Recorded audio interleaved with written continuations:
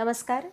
इयत्ता दुसरी विषय गणित याच्यासाठी आपण संख्याज्ञान आणि संख्याज्ञानमध्ये सुद्धा आपण अपेक्षित अध्ययन क्षमता विचारात घेणार आहोत. ती आहे वस्तू मोजतो आणि 20 पर्यंत संख्याबोध विकसित करतो.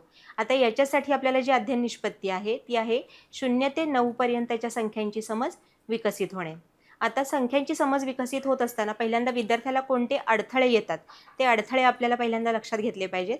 ते अडथळे असे आहेत: अध्ययनाच्या टप्प्यातील नेमका अडथळा लक्षात घेणं, दैनंदिन जीवनातील अनुभवांसोबत सांगड घालता येणं, अध्ययनपूरक साहित्याचा पद्धतशीर वापर करता येणं आणि विद्यार्थ्याला प्रभुत्व पातळीसाठी पुरेसा कालावधी देणं. आता हे अडथळे जर आपल्याला पार पाडायचे असतील तर आपल्याला नेमकं काय केलं पाहिजे याचा आपण पुढे जाऊन विचार करूयात. जर आपल्याला संख्याज्ञानसाठी 0 ते 9 पर्यंतच्या संख्येची समज विकसित करायची असेल तर आपल्याला बरंचसं शैक्षणिक साहित्य की ज्याला आपण अध्ययनपूरक साहित्य असं म्हणतोय ते वापरलं पाहिजे. ते आपण इथे विचारात घेऊया की यामध्ये आपण परिसरातील साहित्य वापरू शकतो, स्वनिर्मित साहित्य वापरू शकतो, विद्यार्थी निर्मित साहित्य वापरू शकतो, गणित पेटीतील आणि इतरही काही साहित्य वापरू शकतो. याशिवाय आपल्याला काही विविध भाषासुद्धा विद्यार्थ्यांना लक्षात घ्यायच्या आहेत. संख्यांची समज विकसित करत असताना आपण वेगळ्या वेगळ्या भाषांचा या ठिकाणी वापर करत असतो. यामध्ये वस्तुभाषा, बोटांची भाषा, चलनभाषा, चित्रभाषा, कृतीभाषा, स्पर्शभाषा, ध्वनिभाषा, अंकभाषा आणि आज आपण ज्याचा बारकाईने विचार करणार आहोत ती आहे गोष्ट भाषा. गोष्ट भाषेच्या माध्यमातून आपण 0 ते 9 पर्यंतच्या संख्यांची समज कशी विकसित करायची त्याचा थोडासा अभ्यास करूयात. यामध्ये आपल्याला महत्त्वाचा मुद्दा एक समजून घ्यायचा आहे की ज्यावेळेस आपण गोष्ट भाषा असो किंवा वस्तूंचा वापर करून गोष्ट भाषा असो ह्याचा ज्यावेळेस आपण अभ्यास करू तेव्हा आपल्याला 4 मुद्दे लक्षात घ्यायचे आहेत. ते आहेत अर्धमूर्त, अर्धामूर्त, मूर्त आणि पूर्ण अमूर्त. आता अर्धमूर्त याच्यामध्ये नेमकं काय आहे तर समजण्याची क्रिया होणं, की एखादी वस्तू माझ्याकडे आहे असं मी फक्त समजणार आहे, की तुझ्याकडे एखादा पेन आहे असं समज किंवा माझ्याकडे 2 पेन आहेत असं समज. अर्ध अमूर्त याचा अर्थ काय तर दृश्य रूपातील अनुभव आपण विद्यार्थ्यांना देणार आहोत. माझ्याकडे 2 पेन आहेत किंवा माझ्याकडे 1 पेन आहे.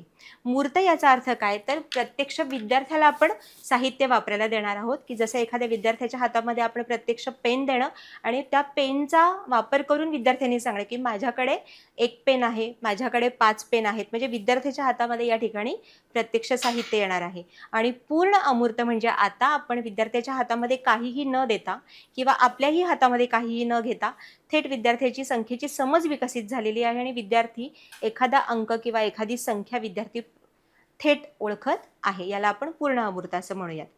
आता या ज्या आपण गोष्टी विद्यार्थ्यांना सांगणार आहोत, गणित गोष्टींच्या माध्यमातून आपण विद्यार्थ्यांची संख्येची समज विकसित करणार आहोत. याची नेमकी गरज काय तर जर आपण गोष्ट रूपातून किंवा गणित गोष्टींच्या माध्यमातून संख्यांची समज विकसित करण्याचा आपण प्रत्यक्ष वापर केला तर विद्यार्थ्याच्या शब्दसंपत्तीत वाढ होणार आहे, त्याची शाब्दिक उदाहरणांची तयार करण्याची पूर्वतयारी होणार आहे, विद्यार्थ्याला वेगळे वेगळे संबोध संकल्पना स्पष्ट होणार आहेत आणि त्याची समज देखील बारकाईने विकसित होणार आहे आणि विद्यार्थ्याला व्यावहारिक गणिताकडे वाटचाल करता येणार आहे. आता गणित गोष्टी संख्यांची ओळख याच्यामध्ये आपण एक उदाहरण बघूयात की इथे 1 ची गोष्ट आपल्याला किती प्रकारे सांगता येईल. इथे आपल्याला विद्यार्थ्यांच्या पुस्तकामधली वेगळी चित्र किंवा वर्गातलीच वेगळ्या वस्तू आपण विद्यार्थ्यांना दाखवल्या तर त्या 1 ची गोष्ट मुलांना सांगणं की जसं मांडणीमध्ये 1 चेंडू आहे, मांडणीमध्ये 1 गाडी आहे, मांडणीमध्ये 1 वाघोबा आहे, मांडणीमधील 1 बॅडमिंटनचं रॅकेट आहे, मांडणीमध्ये 1 गाडी आहे किंवा माझ्याकडे 1 गाडी आहे आणि ती 1 गाडी मी आदित्यला दिली.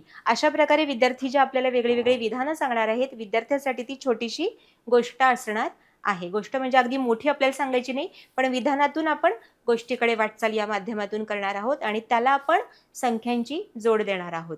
आता गणित गोष्टींचा विचार करत असताना आपल्याला आणखीन कोणत्या प्रकारचे अनुभव देऊन गोष्ट सांगता येणार आहे तर विद्यार्थ्याला त्याच्या अनुभव विश्वातले किंवा त्याला वापरता येतील अशा आपल्याला काही वेगळे अनुभव देता येतील की जसं स्वयंपाकघरातील विविध भांड्यांची मोजणी, वर्गातील विविध वस्तूंची मोजणी, काल्पनिक कथा सांगून त्या माध्यमातून आपल्याला संख्यांची मोजणी आणि चौकट वहीतील चौकटी रंगवून वेगळ्या गोष्टी सांगणं अशा स्वरूपाच्या कृती आपल्याला विद्यार्थ्यांसाठी गणित गोष्टी यासाठी करून घेता येतील.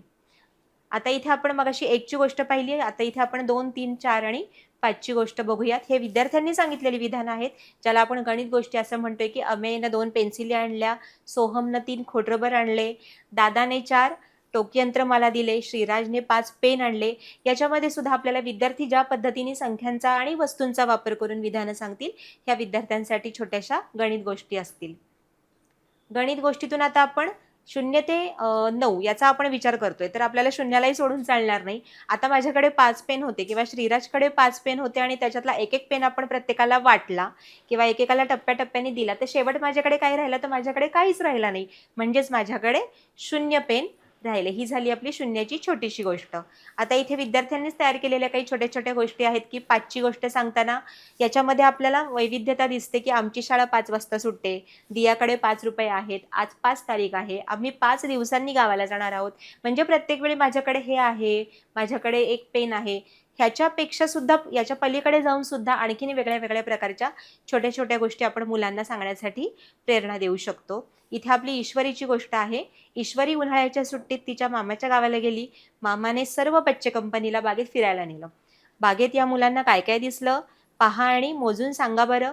मग बागेत फिरायला गेलेली मुलं अशी मुलं आपली कल्पना करतील आणि कल्पना केल्यानंतर त्यांना वेगळी झाडं, त्यांची फुलांची संख्या, घसरगुंडींची संख्या, झोक्यांची संख्या आपण विद्यार्थ्यांना विचारू शकतो आणि त्या संख्या आपण फळ्यावर लिहू शकतो. याच्यासाठी आपण चित्राचा सुद्धा वापर या गणित गोष्टींसाठी आवर्जून करू शकतो. आता याच पद्धतीने आपण संख्यांवरील क्रियांचा सुद्धा या पद्धतीने सराव घेऊ शकतो, की संख्यांवरील क्रिया करता करता संख्याज्ञानाची समज आणखीन दृढ होण्यासाठी या पद्धतीचा सराव आपण या ठिकाणी दिलेला आहे. तर अशा प्रकारे आपण वस्तूंचा वापर करून, चित्रांचा वापर करून वेगळ्या-वेगळ्या गोष्टी आपण स्वतः तयार करणं, छोटी-छोटी विधानं तयार करणं आणि या विधानांच्या माध्यमातून आपण विद्यार्थ्यांना वेगळ्या-वेगळ्या गणित गोष्टी सांगण्यासाठी प्रेरणा देणं, अशा पद्धतीने आपण या अध्यापनशास्त्राचा वापर करून संख्यांची समज निश्चितच विकसित करू शकतो. धन्यवाद.